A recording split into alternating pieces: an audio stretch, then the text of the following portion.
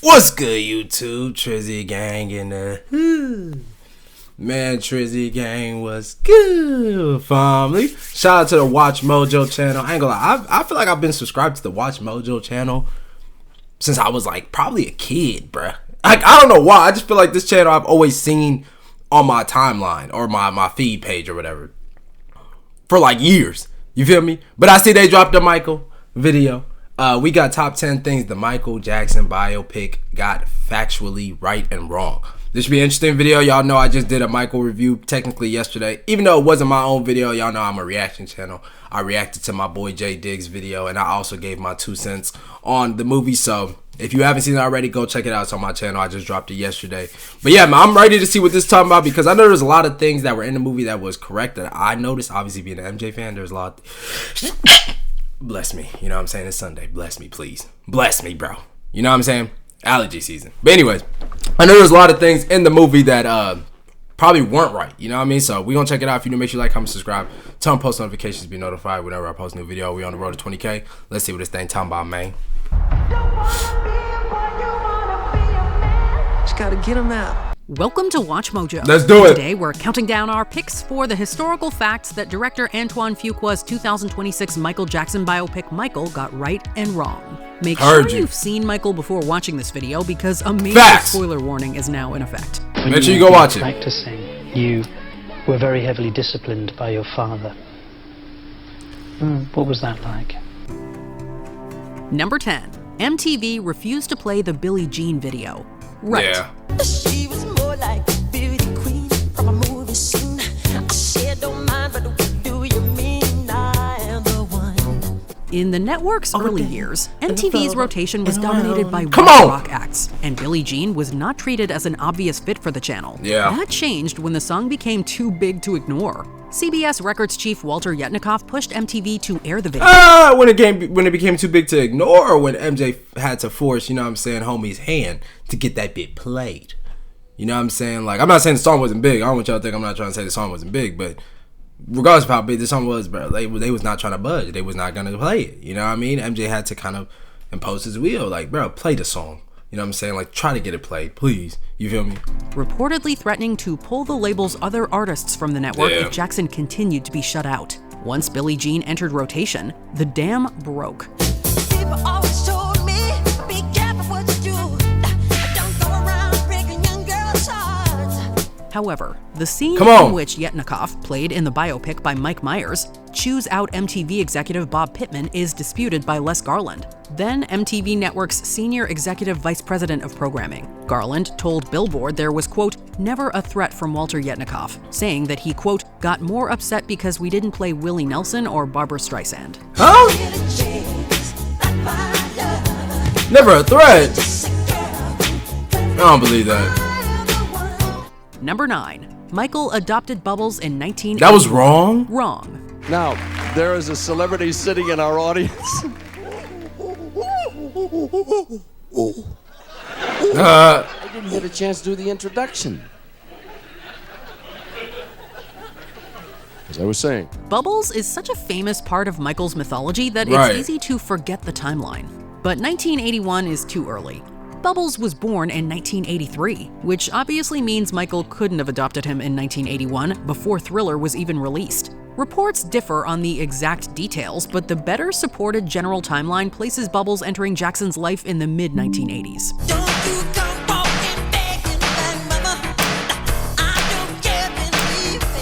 Placing Bubbles this early makes Jackson's eccentric image seem more established than it really was during the off-the-wall and early Thriller years. The movie is clearly interested in Michael's loneliness, but this is one case where the symbol may have been pulled forward. So he didn't adopt him then. Dr. Marty Dennis was Jackson's veterinarian. He had just a very pure concern for every animal on that property. But Bubbles had a special place in Jackson's heart. He was a one-time actor. And for Michael Jackson, that's crazy. A one-time best friend. Number That's 8. my song. Amanda Pass discovered the Jackson 5. Wrong. He called me one day and he said, listen, I want you to come down to my apartment. There's something I think you need to see. And I went, Bobby Taylor, I am not coming to your apartment, period. He said, no, it's nothing like that. So I went down to, I think I was on the 22nd floor and he was like on the 10th floor.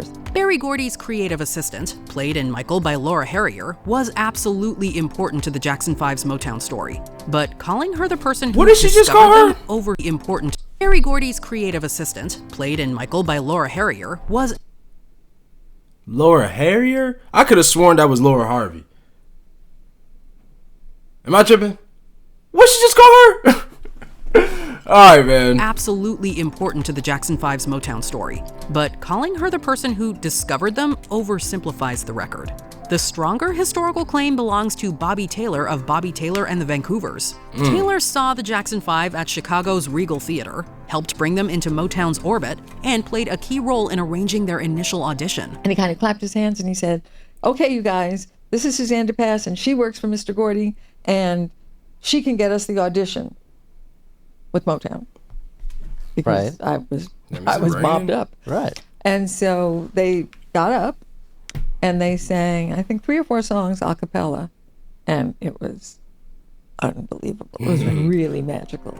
DePass then became an important internal advocate at Motown, helping move the group through the system and into Berry Gordy's attention. She even designed the family band's wardrobe. Oh, wow. But the version of events depicted in the film, in which Joe Jackson creeps her out backstage, isn't the real deal. I got mad props for bringing them to the company. And in fact, the next group that I wanted to bring, they didn't even have to see them. He just said, sign them. Huh. Was it a good group, the next one? Yeah, the Commodores with Lionel Richie. Number 7. Michael's surprise announced the Jacksons' breakup. Right. When you walked into Dodger Stadium tonight, you couldn't help but be impressed with the stage. It's a monstrosity, 6 or 7 stories high in dead center field. Jeez. Fans without seats on the grass will need a good pair of binoculars for their in-person up-close look at the Jacksons. This one sounds too theatrical to be true, but it really happened, more or less. The 1984 Victory Tour was complicated he definitely by money did that. disputes, I seen a pressure video. from promoters, Michael's discomfort with the project, and the obvious fact that he had outgrown the group after Thriller. At the December 9th, 1984 concert at Dodger Stadium in Los Angeles, Michael announced that it would be the last time the brothers would perform together, catching at least some of the family off guard. The show was over in just an hour and 40 minutes. I thought it was too short. Thought it was too short. Yes, but it was very good. It was the best concert I ever saw. Wait, damn, like, the show didn't continue, though? Why didn't it just continue, at least? It could have still been the last show, but why did it have to end so early? It's like a historical event. It was worth everything. It was so great, and he was incredible, and he's just the greatest. See, that's a fan who doesn't even care that the show ended early. She's just happy she got to experience that. She's a part of history, literally. And she's part of this video. I'm seeing this video how many years later? You know what I mean? Like, yeah. He was like the Beatles, you know? That moment effectively ended plans for more touring legs and marked a decisive break between Michael Jackson, global solo superstar, and Michael Jackson, member of the Jacksons. With that said, though, there's no evidence to suggest that Michael dramatically severed ties with his father after the performance. Lasers, lights, smoke, pyrotechnics, and Michael. Michael was at his gyroscopic best. All eyes were on him. This was billed as a Jacksons tour, but it was superstar Michael everyone came to see, and he didn't disappoint. And that's why the dad wanted it, which is crazy. Jackson 5 sang Never Can Say Goodbye for Motown. Wrong. I never can say goodbye. No, no, no, no. Michael uses Never Can Say Goodbye as the Jackson 5's big Motown breakthrough number, but the truth is, that song was still years away. Written by Clifton Davis, the track was recorded by the Jackson 5 in 1970 and released as a single in 1971, eventually reaching number 2 on the Billboard Hot 100. Tell me why. Tell me why. Is it so? No, no. I never gonna say goodbye. In other words, it couldn't have been part of the group's pre-Motown audition or early showcase material. Historically, the Jackson 5's appeal to Motown was rooted in their explosive live energy, tight harmonies, and ability to channel the soul showmanship of acts like James Brown. Come on, baby. I got the, yeah.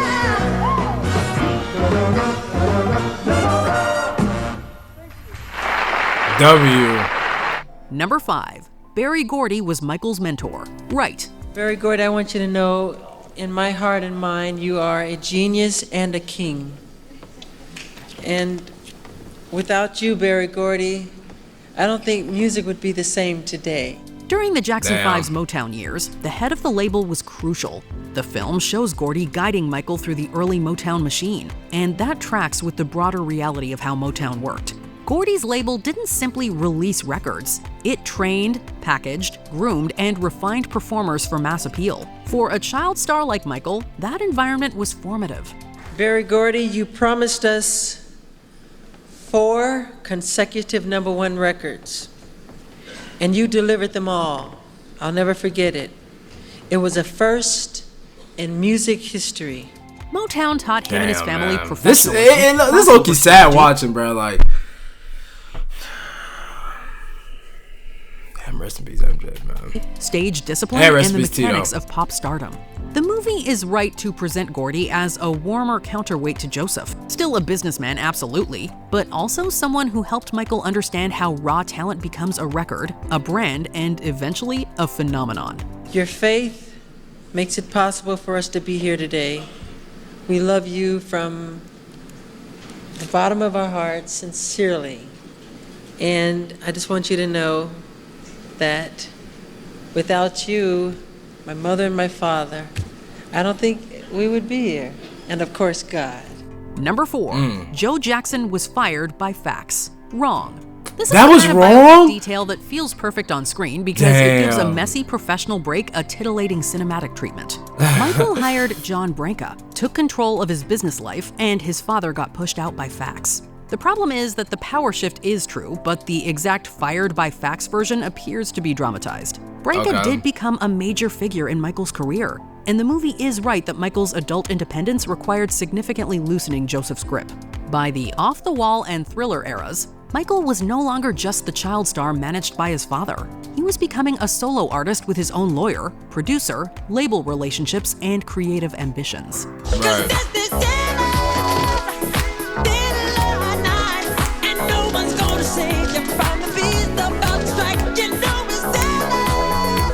Number 3, the number of Jackson children. Wrong.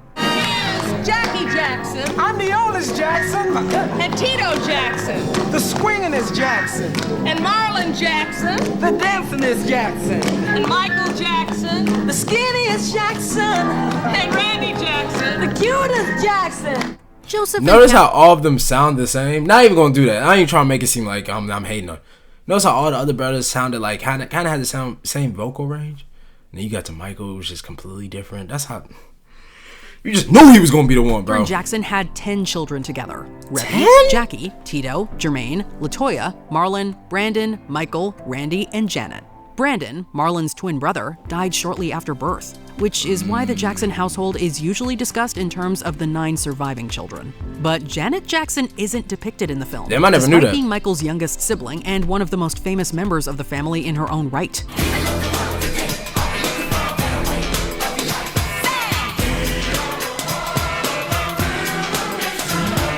Vanity Fair notes that her career as an actress and pop star was already underway during the period the film covers. To be fair, Janet was born in 1966, so she would have been quite young during much of the Jackson 5's early rise. Still, omitting her might leave some viewers scratching their heads. She was just not in it at all. Number 2, Joseph was physically and verbally abusive. Right. Joe, do you have any at all bad feelings about the way Michael was raised? I know you're denying the stories about violence, but as you look at it, were there any mistakes you made? I didn't make no mistakes, Larry, because Michael was raised properly. He didn't run the streets like most of those other kids that was in his neighborhood. The movie's portrayal of Joseph Jackson as harsh, We all know he don't take intimidating, and accountability. abusive isn't simply Hollywood dramatization. Michael Jackson spoke publicly and extensively about his father's treatment, and other Jackson family members also described Joseph's severe discipline. I don't think he realizes to this day how scared. I mean, scared. So 3 scared scares? that I would regurgitate. You would vomit. Mm-hmm. Joseph himself crazy. often defended his methods as necessary, arguing that he kept his children away from danger and pushed them towards greatness. But that defense does not erase what Michael said the experience did to him. The film is strongest when it shows the awful contradiction at the center of the Jackson family story.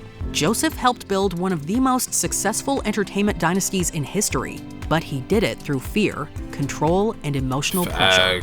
There's a lot of people in America, Larry. A lot of people in America spank the kids, you know. If they say they don't, they're lying. They're lying. And Michael was never beat by me, never beat at all. Number 1. Michael cast actual gang members for the Beat It video. Yeah. Right. Definitely did. He's willing with them Crips.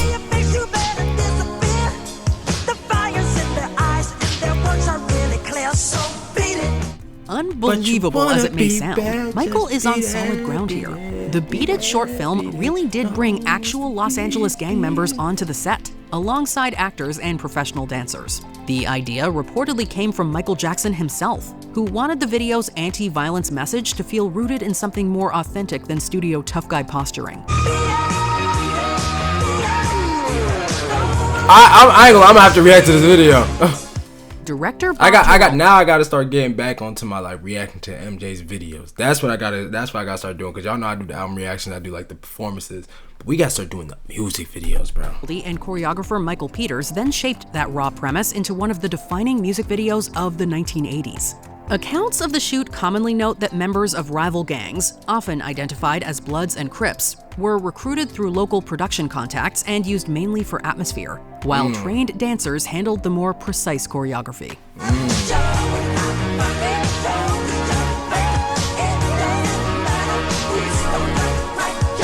Come on! Do you think Michael handled man, the facts bro, fair? I ain't gonna lie, man. Yeah. Listen. We saw the movie yesterday. We gonna see it again this week. All right, y'all be easy. Shout out to Watch Mojo. I'll catch you on the next one, man. I'm out.